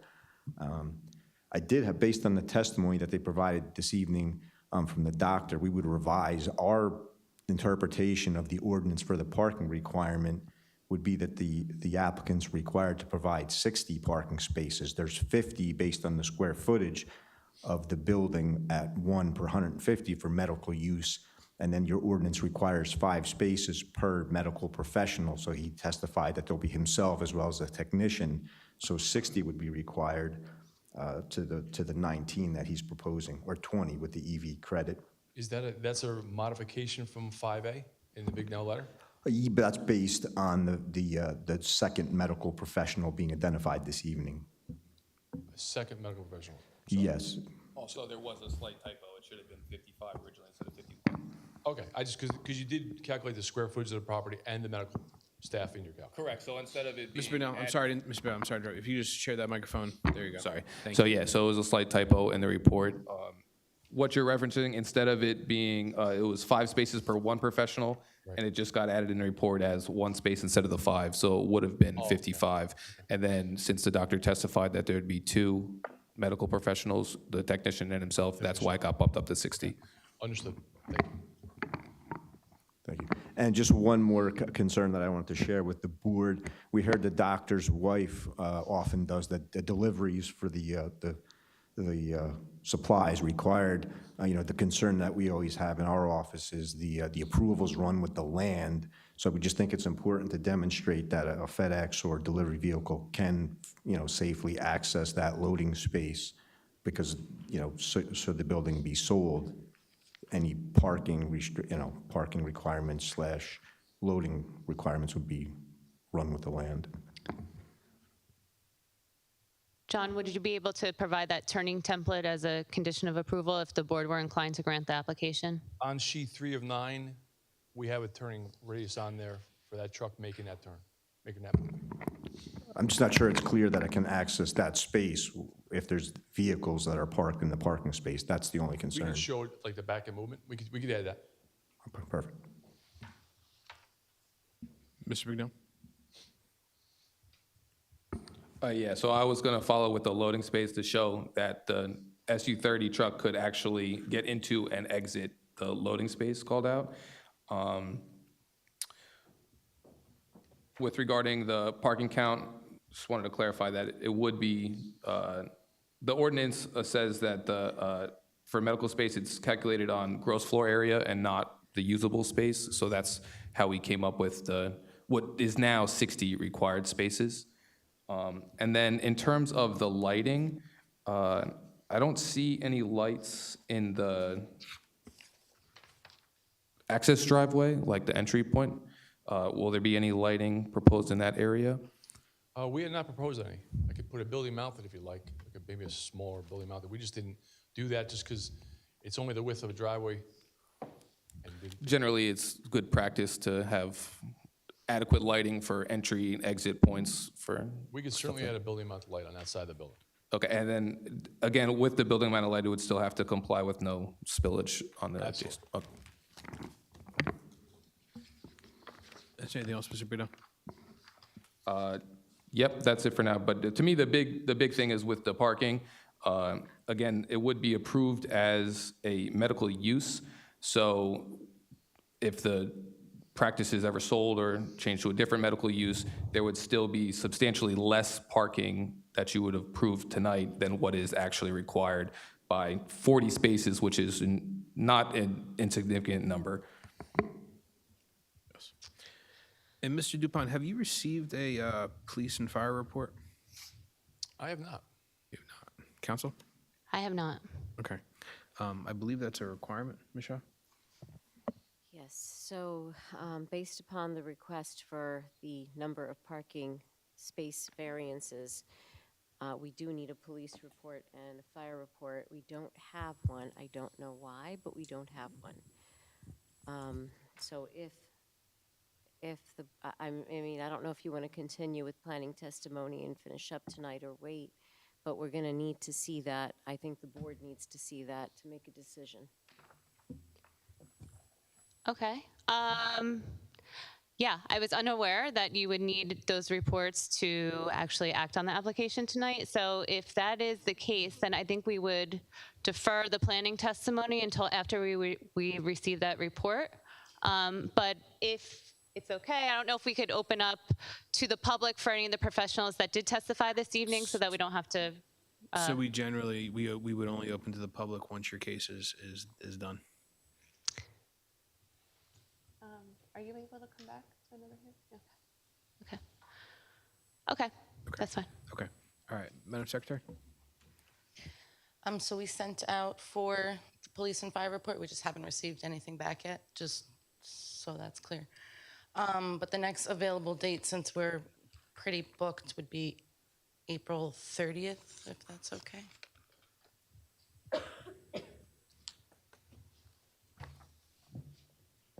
April 30th? Yeah. Okay. Okay. All right. So for anyone here present and for anyone listening at home, this case will be carried till April 30th with no additional notice required. And thank you. We'll see you on the 30th. Yeah, and just to clarify that the April 30th meeting will be held at 7 p.m. in this chambers, and as stated, no further notice will be provided. Correct. Thank you. Thank you very Thank you much. all.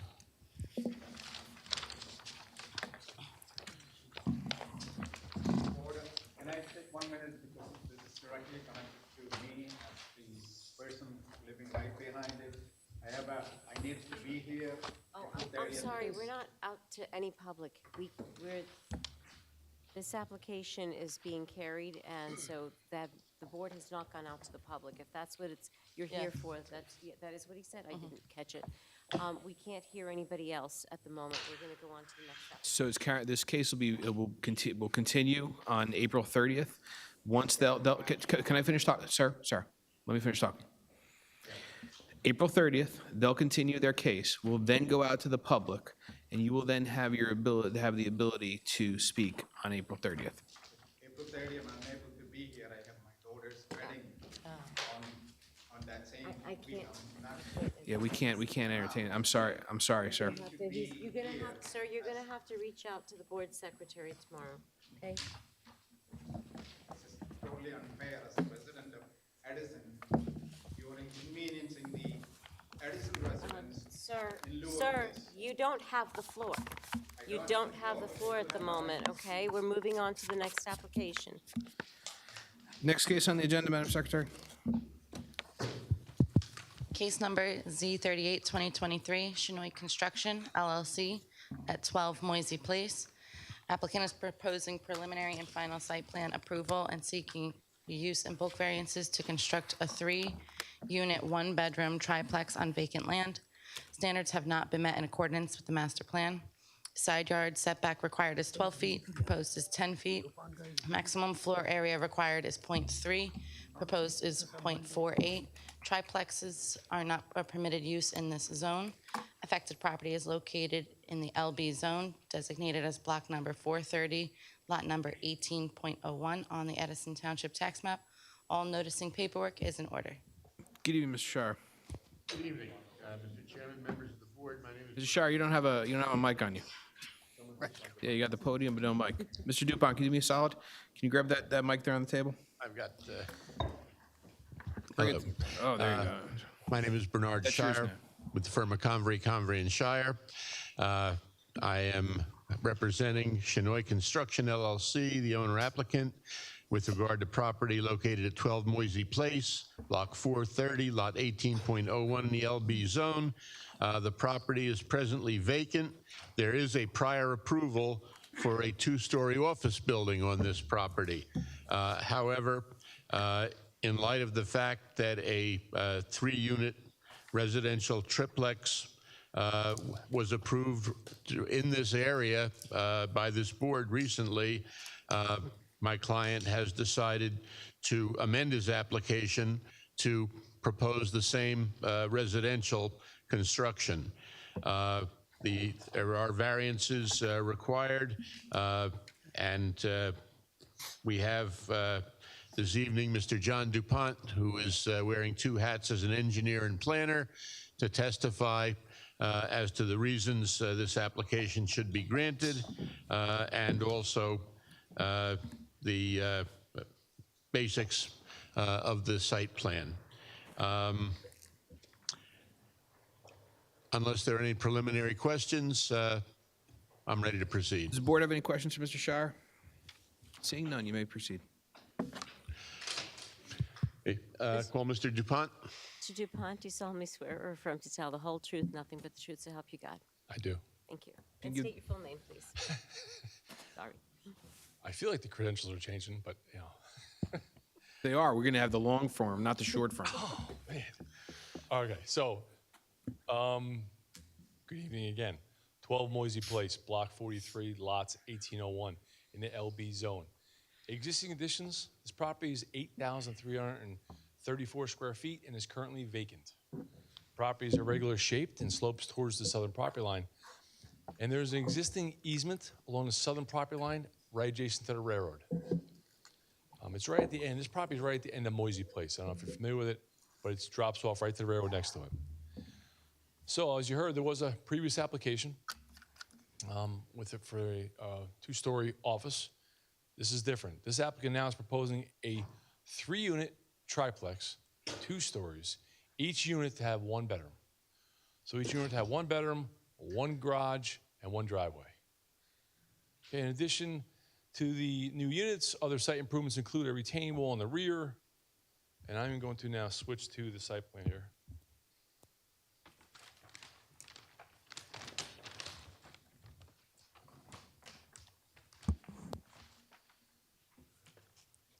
So I'm looking at sheet 3 of 6, which of your submitted set. Hopefully you have your smaller sets in front of you. Moisey Place to the top of the sheet. You see the contours run off towards the railroad, towards the left side of the sheet. We've highlighted on my plan here, I just highlighted for you so maybe you can see just the residential unit. Again, all 1 bedrooms, 1-car garages, and a driveway. The other site improvements we talked about, we have a retaining wall on the right side of the sheet coming down the property and going around to the back. Just to soften that grade so we could build a residential building. We're proposing trees, foundation plantings, the typical things for a residential building here. From an engineering standpoint, pretty straightforward. There is an increase in, well, actually, I'm sorry, let me go back to this. So the project will require some relief. Minimum floor area ratio, allowed in the zone, 30%, proposed 48. Minimum setback for one side, required 12 feet, proposed 10 feet. So from an engineering standpoint, the project is this one's pretty straightforward. Site's currently vacant. We're proposing a triplex. The site is graded to the railroad. We will have the required parking. The total increase in impervious surface for the site is 3,000 square feet, about half of what that office building was. So we've cut that down. We do have to update the storm sewer design. If approved, we'll comply with your engineer for sure and meet that, but we feel it's going to be an easier deal than originally approved because, again, we've cut it in half. The idea was to provide a more suitable building.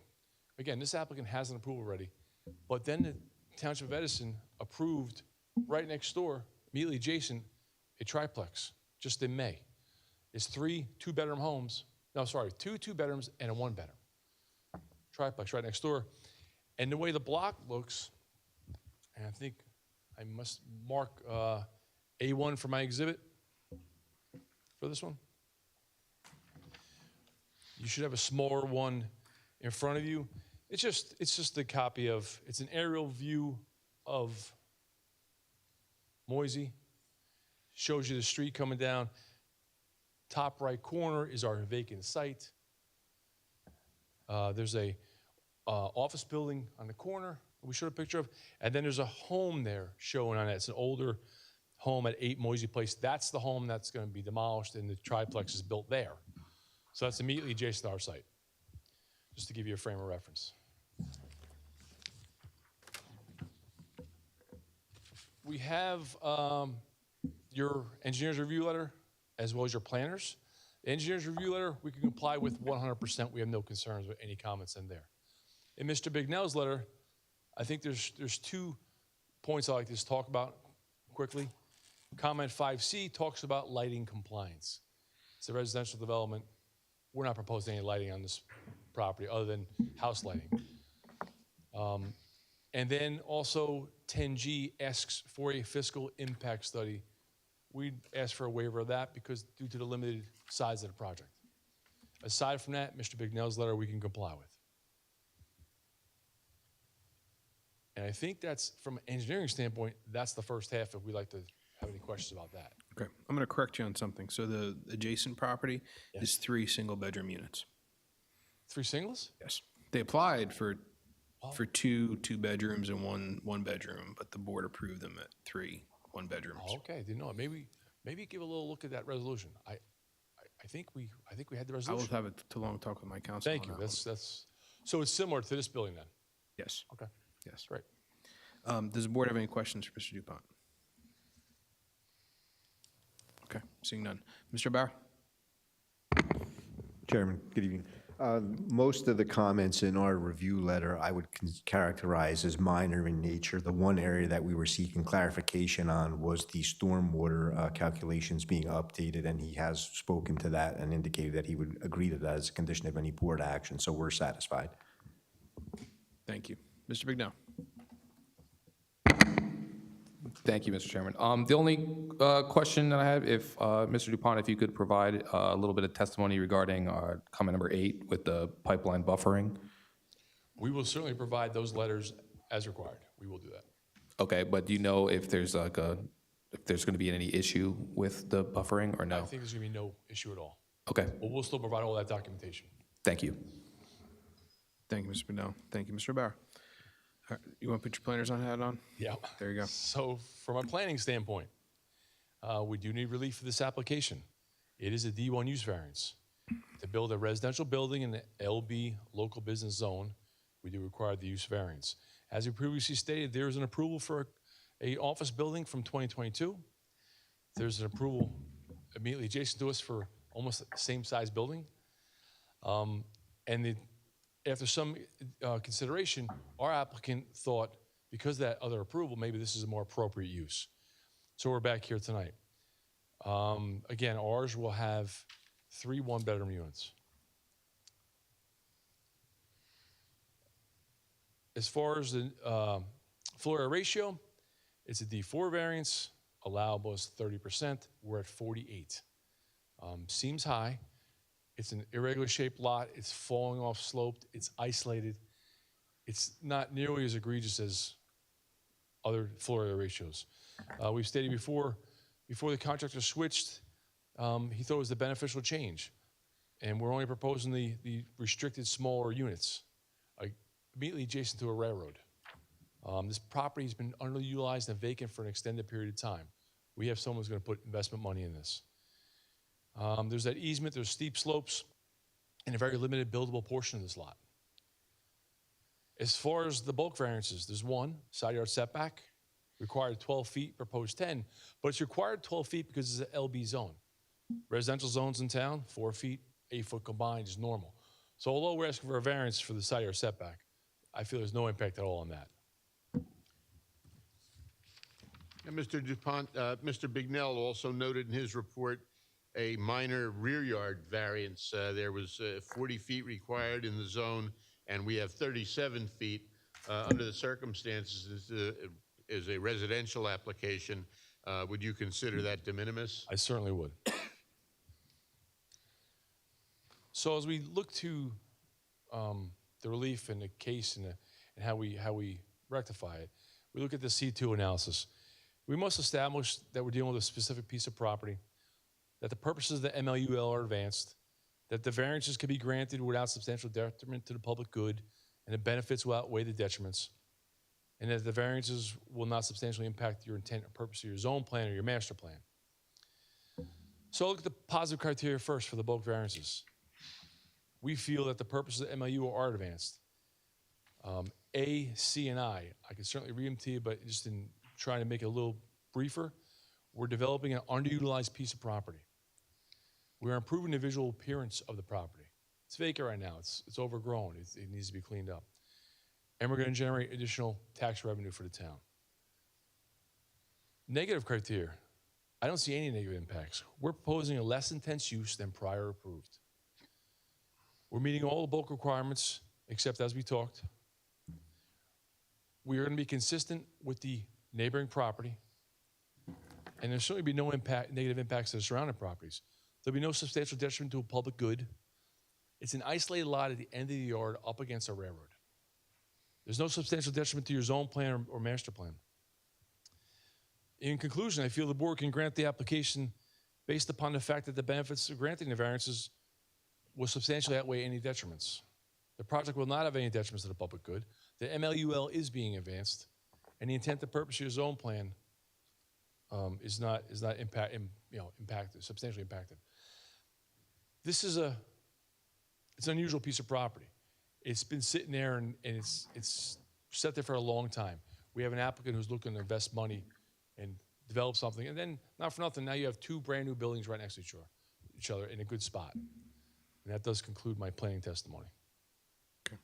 Does the board have any questions with regard to planning testimony from Mr. DuPont?